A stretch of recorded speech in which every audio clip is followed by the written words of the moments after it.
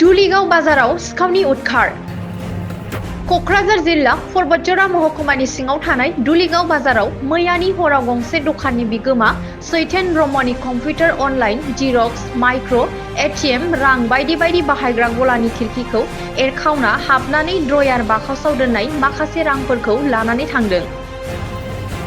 खाफाल मोजां कम्पिउटारनि लाइ लथरफोरा खहा जानायखौ नुनो मोननाय जायाखै। मख'नो गोनांदि मैया दल पूर्णिमानि आबिर गेलेनायफोरा सरासनस्रा माखासे गेलेनायबो जादोंमोन होनना मिथिनो मोन्दों। बे खाबुखौनो लानानै माखासे सोरबा दुथां सुबुंफोरनि खावनायनि खैसार दं होनना सान्दों ओनसोलनि सुबुंफोरा। लोगोसे ओनसोलनि सुबुंफोरा गासैबो दखान गलाफोरखौ सिखावनिफ्राय सांग्राङै थानो खावलायदों।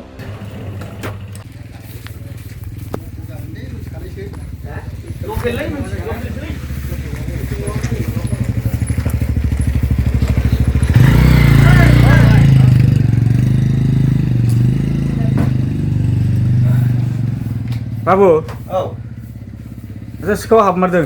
सिखावाथ' हाबनायाथ' हाबमारदोंलै मैया बिब्दिनो मोनाबिलि समावथ' जों थांबाय मिथिला रावबोथ' थानाय जाया दखानफ्रावहाय। मथा-मथि खयथासोआव थाङा नों दखाननिफ्रायलाय?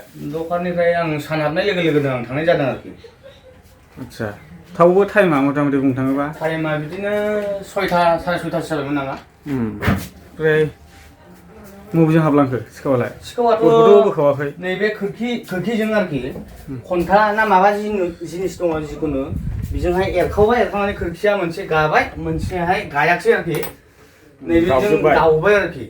ओमफ्राय बेजों हाबबाय हाबनानैहाय फैसानि टारगेट आरोखि डाइरेक्ट नैबे ड्रयारखौहाय डाइरेक्ट माबाजों खन्थाजोंनो बोखावबाय खोमा।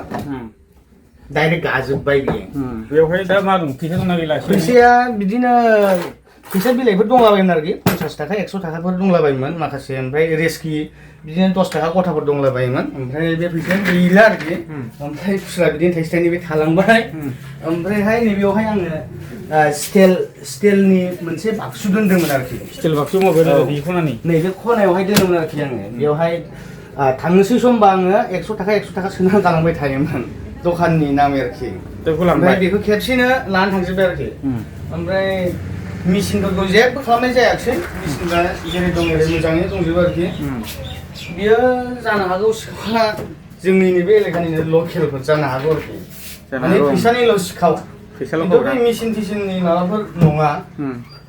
दा बेबा सोर जाखो सोर माखो जेबोथ' बुंनो हाला मिथिला।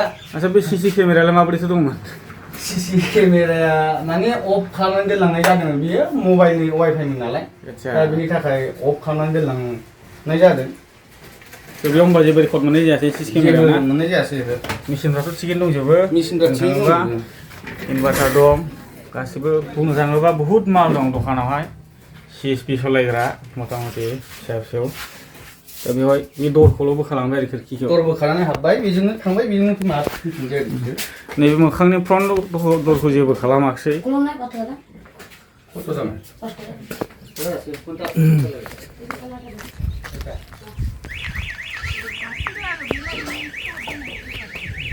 बिनि बेक साइडनि खिरखि बे खिरखिखौनो होलांबाय आरोखि ना? खोरखिखौहाय औ बेखौ माबा लांबाय। जारला नैबेजोंहाय एखेबारे सिम्पोल इजि नालाय खोरखियाबो एरखानो इजि जाबाय। डाइरेक्ट थारला गाबाय लांबाय बे ना? औ हाबबाय। हाबनानै डाइरेक्ट बिसिनि टारगेटआ मा खालि बे ड्रयार आरोखि फैसानि ड्रयार। माने आंखौ फैसा दोनलांदों सानदों। माने मैया हलिबो खेला जाबायना दिनाव बे हलि खेलायावहाय फैसा दोनलांदों मानसिया जौबो लोंदों खोमा बेलासिफ्राव बेफोरबायदि साननानै माबा खालामना होनदों खोमा।